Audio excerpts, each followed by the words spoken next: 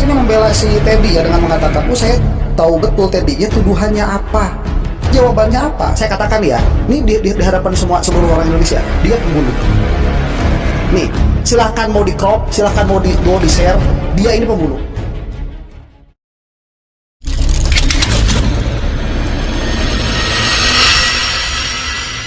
Di tengah isu panas yang melibatkan nama Teddy dan Prabowo yang dibongkar sosok Amin Rais, seorang yang sok pintar muncul dengan pembelaan yang justru dianggap sebagai blunder terbesar. Alih-alih mendinginkan suasana dan membuktikan dengan data, kehadirannya justru memicu api panas dan rasa penasaran publik. Mengapa dia pasang badan sementara argumennya terasa begitu dangkal dan tidak nyambung dengan substansi masalah? Apakah ini bentuk kesetiaan atau justru kepanikan karena ada sesuatu yang mulai terendus ke permukaan? Jangan bergeser karena kita akan membongkar sisi lain dari pembelaan sok pahlawan yang justru akan mengungkap siapa dia sebenarnya, hingga para tokoh membungkam keras sosok yang harus bertanggung jawab atas kasus besar yang masih belum terungkap sampai sekarang. Selengkapnya mari kita bongkar dengan menyimak sampai selesai agar tidak salah paham. Yang kemarin Pak Amin Rais juga, aduh sudahlah. Saya tahu persis bagaimana Teddy ya, adik saya itu sopan banget dia hormat sama saya juga. Kemudian kalau ada tuduhan-tuduhan itu kan fitnah, makanya dia. Terus ini membela si Teddy ya dengan mengatakan, oh saya tahu betul Teddy, ya tuduhannya apa? Jawabannya apa? Kan nggak nyambung. Kalau ada orang misalkan dituduh pencuri, ini kamu misalkan begitu ya, dituduh pembunuh tuh. Kemudian mengatakan, oh enggak, siapa namanya itu, dia itu adalah suami yang baik, kan nggak nyambung. Kalau kamu itu mau menepis keadaan bahwa kamu itu bertanggung jawab atas wafatnya beberapa orang di dalam KM50 itu, buktikan bahwa kamu itu tidak bertanggung jawab. Karena orang-orang yang mau membuktikan kamu bertanggung jawab itu sudah melaporkan perkara ini kepada kepolisian, tidak pernah ditanggapi. Tuduhan sama si Teddy itu gay, yang mana saya tidak menuduh itu ya. Saya kemarin mengatakan tuduhan Pak Amin Rais terlalu vulgar kepada siapa? Kepada Teddy itu. Cuma si Teddy ini dia tidak layak di dalam jabatannya, itu sudah pasti, sudah jelas. Dan setidaknya itu memberikan sangkaan kepada halayak umum bahwa Teddy itu begitu adanya. Jadi dari segi situ saja itu sudah bisa dilihat si Teddy ini memang tidak layak untuk diberikan jabatan setinggi itu. Ya. Saya tidak mengatakan bahwa Wawak melakukan itu, Bu ya. Tetapi LGBT sudah masuk ke istana itu saya sudah sampaikan. Baik. Nah, maksud saya adalah ya Wawak sama Teddy dan yang lain-lain. Kalau saya mengatakan soal Nabi Lut, soal azab dari Allah Subhanahu Wa Taala, itu memang sudah saya sampaikan ya. Tetapi saya nggak terang-terangan mengatakan Wawak dan boyfriendsnya itu melakukan itu ya. Nah, itu karena saya bukan ahli agama. Itu saya kira ya, si Dudung ini ada sentimen terhadap perjuangan orang Islam. Si Dudung ini begal nasab. Operasi intelijennya dia nih yang mulai ini. Dia tidak mau membahas KL50 sama sekali di dalam permasalahan ini, dan dia tidak akan pernah mau membahas itu. Saya katakan ya, ini di hadapan seluruh orang Indonesia, dia pembunuh. Nih, silahkan mau di crop, silahkan mau di share, dia ini pembunuh. Mau apa? Habib Rizik bilang demikian. Orang tua KM50 ngomongnya demikian. Mau apa? Mau apa? Dia ngebahas gak? Enggak. Kenapa? Ketakutan. Terus jangan bermanis-manis mulut begitu ya, namanya ulama itu nggak bakalan demikian. Kalau seorang alim, seorang ulama sudah mengatakan kamu itu jelek, berarti yang jeleknya itu kamu. Jangan malah wajah buruk kaca dibelah. Kamu diomongin jelek sama para alim ulama, malah kamu yang mengatakan mereka yang buruk, yang jelek. Jangan seperti itu. Semua bermula dari pernyataan Amin Rais yang menohok hingga membuat istana terguncang.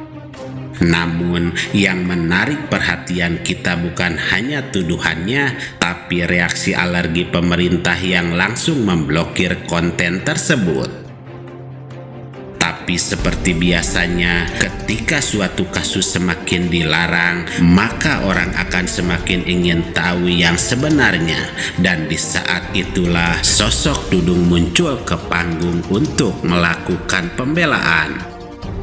Lihat video Dudung yang tak punya data. Dia mencoba membela Teddy dengan menyebut Teddy orang baik dan sopan, sedangkan publik tidak sedang bertanya soal etika makan atau sopan santun di depan kamera. Yang sedang digugat adalah dugaan perilaku menyimpang yang beresiko pada moralitas lingkaran kekuasaan. Menggunakan argumen sopan untuk menjawab dugaan penyimpangan adalah analogi yang sangat jauh panggang dari api dan benar-benar tidak nyambung. Langsung atau tidak langsung dia terlibat dalam tragedi KM50. Setidaknya dia ikut siaran pers yang penuh kebohongan bersama Kapolda Metro Jaya saat itu, dengan bukti-bukti palsu, dengan pistol palsu, peluru palsu, saudara, semuanya serba palsu. Dia fitnah 6 syuhada. Orang ini ikut dalam wawancara, bahkan ikut pegang pedangnya, saudara, untuk menunjukkan betapa jahatnya ini laskar. Syuhada pakai senjata menyerang polisi, bohong. Orang ini terlibat. Sementara Habib Rizik yang mendengar pembelaan Dudung soal kasus Teddy dan Prabowo, HBS pun mulai membongkar rekam jejak Dudung.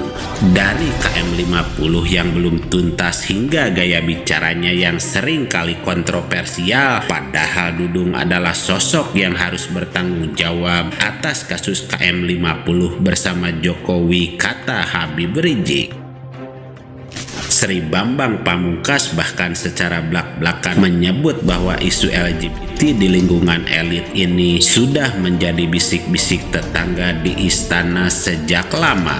SBP mengungkap adanya pola hubungan yang tidak biasa yang selama ini hanya berani dibahas di ruang-ruang tertutup karena takut kena tebas undang-undang ITE. Dudung seolah ingin menjadi tameng bagi Prabowo dan Teddy, tapi tameng yang dia gunakan retak.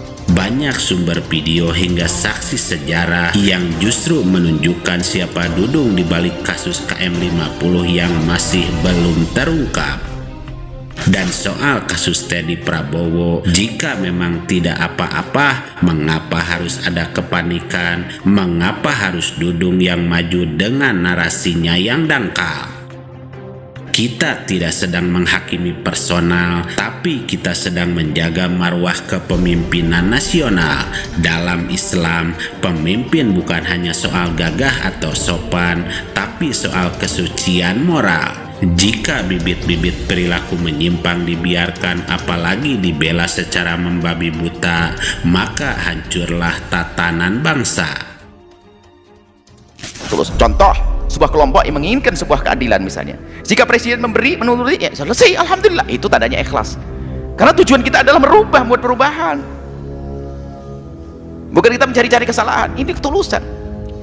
Dan kami yakin kok selama ini yang meminta kepada pemerintah permasalahan-permasalahannya selama ini kita dengar itu insya Allah tulus. Kalau dituruti insya Allah diam semuanya, meminta keadilan dan sebagainya. Kalau dituruti akan menjadi diam. Nah, jadi yang nggak boleh adalah membongkar aib pribadi seorang manusia, termasuk presiden adalah manusia. Kadang-kadang kita juga sedih jika ada yang berlebihan membongkar aib pribadi seorang menteri, presiden, apalagi ulama. Naudzubillah kalau seandainya ada. Nggak boleh. Antara dia dengan Allah. Kalau urusan dengan masyarakat ya beda, ini kezaliman. Maka di dalam bab kita tidak boleh menggunjing itu berbeda. Jika ada orang berbuat zalim pada orang lain, maka ini bisa dibongkar. Kenapa? Ada urusannya dengan orang lain. Jika kita ungkap, bisa menghentikan kezaliman tersebut, seperti itu. Jadi tolong dibedakan. Ini kadang-kadang hal yang semacam ini juga jadi senjata untuk sebagian orang untuk membungkam orang-orang yang mengungkapkan kebenaran. Di sisi lain memang ada orang berlebihan barangkali yang tidak ada disebutkan, jadi fitnah. Sudahlah, jangan fitnah. Jangan fitnah presiden, dan juga jangan ada orang ingin mengkritisi presiden lalu Anda bungkam mulutnya. Mengkritisi itu kan ingin membangun karena cinta kepada presiden misalnya, cinta kepada penguasa agar negara ini tentram, membuat kritikan itu wajar dan bukan membongkar aib pribadinya kok. Ini bisa. Tapi kalau sudah membongkar aib pribadi ya semuanya melarang, nggak diperkenankan. Urusan dia dengan Allah kok. Meski Buya Yahya tidak sedang berbicara tentang kasus Teddy secara langsung, namun ini sebuah bukti bahwa pembelaan tanpa data hanya akan menjadi lelucon di mata rakyat yang sudah cerdas. Dudung mungkin merasa sudah berjasa, tapi bagi publik ini adalah sinyal bahwa ada sesuatu yang memang sedang disembunyikan. Jika pemimpin kita dikelilingi oleh narasi penyimpangan dan pembelaan yang tidak logis, kemana arah bangsa ini akan dibawa? Jangan sampai kita mengulang sejarah kaum Sodom hanya karena kita terlalu pengecut untuk menyuarakan kebenaran demi menjaga perasaan para penguasa. Sehingga pesan yang bisa kita ambil bahwa sopan santun adalah pakaian luar, tapi kejujuran moral adalah isi hati. Jangan tertipu oleh bungkus yang rapih jika di dalamnya tersimpan kerusakan yang nyata. Sebab pembelaan kesalahan demi loyalitas buta adalah bentuk pengkhianatan tertinggi terhadap nurani. Berdirilah di pihak kebenaran meskipun engkau harus berdiri sendirian, karena pada akhirnya hanya kesucian yang akan menyelamatkan kita di hadapan Sang Maha Pencipta.